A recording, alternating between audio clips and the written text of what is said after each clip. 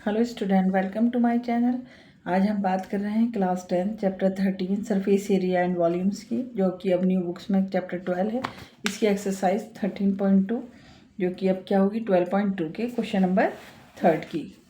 Question number 3 में कहा है gulab jamun contain the sugar syrup to up to about 30% of its volume. Find the approximately how much the syrup would the found in 45 gulab jamun. Each of the shaped like the cylindrical. ये कह रहा है जो गुलाब जामुन है उसके अंदर कितना कहा है कि 30% तक क्या है, सिरप भरा हुआ है।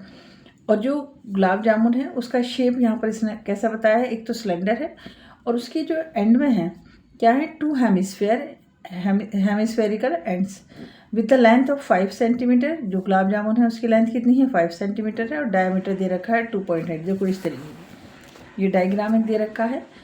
और ये क्या है, एक गुलाब जामुन जो है ये किस तरीके की देख रहे हो ना, ये ऐसे दे रखा है। अब हम इसके डायग्राम से समझेंगे कैसे इसने बताया है कि एंड में हमें क्या दे रखे हैं, हेमिस्फीयर दे रखे हैं और शेप कैसा दे रखा है, सिलेंड्रिकल दे रखा है। तो यहाँ देखते हैं, देखो गुलाब जामुन का शेप ये है, इसके एंड में हमें क्या दे रखे हैं, 2 हेमिस्फीयर दे रखे हैं इस तरीके से, 2 हेमिस्फीयर। और ये बीच का पार्ट हमारा क्या आ रहा है, एक सिलेंडर की फॉर्म में आ रहा है। ये बीच का पार्ट कितना आ रहा है, सिलेंडर की फॉर्म में आ रहा है। इसने कहा है कि पूरी जो लेंथ है इस गुलाब जामुन की वो कितनी है, 5 सेंटीमीटर। गुलाब जामुन की लेंथ कितनी दे रखी है, 5 सेंटीमीटर दे रखी है। और एंड में उसकी क्या दे रखी है, 2 हेमिस्फीयर। मतलब उसका जो शेप बना हुआ है वो इस तरीके का है कि सिलेंड्रिकल भी है और एंड में है उसकी क्या हमें दिख रहे हैं, 2 हेमिस्फीयर दिख रहे हैं। तो सिलेंडर प्लस 2 हेमिस्फीयर हमें दिख रहा है। और उसमें पहले ही कहा है कि वॉल्यूम कितना है, 30% उसके अंदर क्या है, सिरप है उसके अंदर। किसके अंदर, इस गुलाब जामुन के अंदर। और फिर हमें जो जो गिवन चीज़ें हैं, और गुलाब जामुन टोटल कितनी है, 45। हमें 45 गुलाब जामुन का वॉल्यूम निकालना है। तो हम इसको कैसे लिखेंगे, पहले हम यहाँ पर देखते हैं डी हमें कितना दे रखा है, 2.5। हमें मालूम है जो आर होता है ना वही हेमिस्फीयर की क्या हो जाती है, हाइट हो जाती है। मतलब इतना हमें इसमें से जो जितना ये आर है इतना ही ये साइड भी होती है, जिसे हम हाइट बोलते हैं। जो हमारा आर निकलेगा वही इसकी हाइट निकलेगी। तो हम इस पूरे 5 सेंटीमीटर की जो हमें ये गुलाब जामुन दे रखी है, अगर हम उसमें से 2 हेमिस्फीयर निकाल देंगे तो हमें क्या मिल जाएगी, सिलेंडर की हाइट मिल जाएगी। तो सबसे पहले हम हाइट ऑफ सिलेंडर निकाल लेते हैं। डी इजिकल्स टू में कितना दे रखा है, 2.8। तो आर कितना हो जाएगा, 2 1 2 और 1 2 4 8। तो आर हमारा कितना आ गया, 1.4 हो गया। तो 1.4 अगर हम इस साइड से निकाल दें और 1.4 इस साइड से निकाल दें तो हमें क्या मिल जाएगी, सिलेंडर की हमें हाइट मिल जाएगी। तो हमने कहा यहाँ पर height of cylinder is equals to में 5 माइनस 1.4 प्लस में 1.4। तो 5 माइनस 2.8 इजिकल्स टू 2.2 बजी। हाइट हमारी कितनी आ गई, 2.2 आ गई।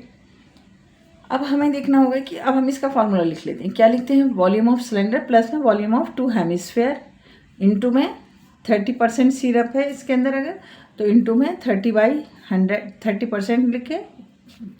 मतलब हमने ऐसे लिखा 30%, तो इसका मतलब क्या है, 30/100 है इसका मतलब। और इंटू में 45 क्यों, क्योंकि 45 गुलाब जामुन का हमसे यहाँ पर वॉल्यूम निकलवा रहा है। तो ठीक है, पहले इसका हम यहाँ पर फॉर्मूला लिखते हैं। तो हमने यहाँ लिखा वॉल्यूम ऑफ सिलेंडर प्लस में वॉल्यूम ऑफ 2 हेमिस्फीयर इंटू में 45 गुलाब जामुन जो है और 30% सिरप। तो हम फॉर्मूला डालते हैं πr² h प्लस में 2 इंटू में हेमिस्फीयर है तो हमारा फॉर्मूला क्या हो जाता है, 2/3 πr³ ब्रैकेट बना दो, इंटू में 30/100 हो गया और इंटू में 45 क्यों, क्योंकि 45 गुलाब जामुन का हमसे वॉल्यूम निकलवाया। ठीक है, अब जो जो हमें कॉमन दिख रहा है वो हम ले लेंगे। आर हमारा दोनों का सेम है तो हमने एक तो पाई ले लिया और r² ले लिया। अब h हमारा कितना है, 2.2। हाइट ऑफ सिलेंडर कितनी है, 2.2 और 2 इंटू 2 कितना हो गया, 4/3। और यहाँ पर हमने r² πr² तो बाहर निकाल लिया है। तो यहाँ पर हमारा क्या बच रहा है, एक r बच रहा है और r कितना है, 1.4 इंटू में 30/100 इंटू 45। 0 से 0 कैंसिल कर दो। अब हम इसको, अगर पाई की वैल्यू गिवन होती है तो हम उसको लिखते हैं, लेकिन क्योंकि यहाँ पर इस क्वेश्चन में गिवन नहीं है तो हम 22/7 ही यहाँ लिखेंगे। 22/7 इंटू 1.4 इंटू 1.4 2.2 प्लस में यहाँ ना मल्टीप्लाई कर दो, 14 4 दा 56, एक के बाद पॉइंट लगा दो और अपॉन में 3, और 3/10 इंटू में 45। ठीक है, अब हम यहाँ इसको डिवाइड करते हैं। यहाँ पर हमारा आ गया 7 to the 14, इसको मल्टीप्लाई करो, 4.4 हो जाएगा इंटू 1.4। ऐसे यहाँ पर एलसीएम ले लो, 3 एलसीएम ले लिया, 1 3 दा 3, 3 से यहाँ पर मल्टीप्लाई करो, 3 to the 6 पॉइंट लगाओ, 3 to the 6 प्लस 5.6 इंटू में 3/10 इंटू 45।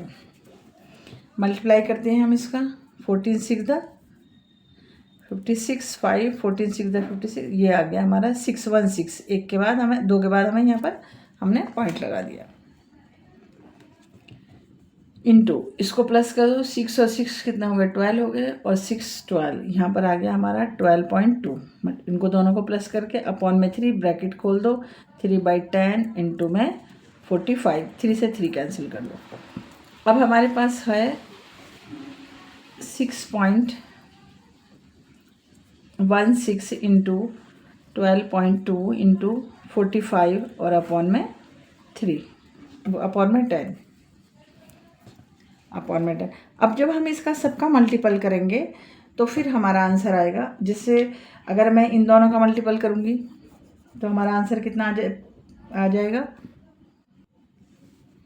75152 और इंटू 45 और अपॉन में 10। अब हमें पॉइंट कितने के बाद लगाना है, 1 2 3, 1 2 3 यहाँ पर आ गया। और जब हम 45 से इसकी मल्टीप्लाई कर देंगे तो हमारा अप्रॉक्स में, हमें क्योंकि कुछ आंसर के लिए हमसे कहा है, तो हमारा आएगा 338,184 और अपॉन में 10।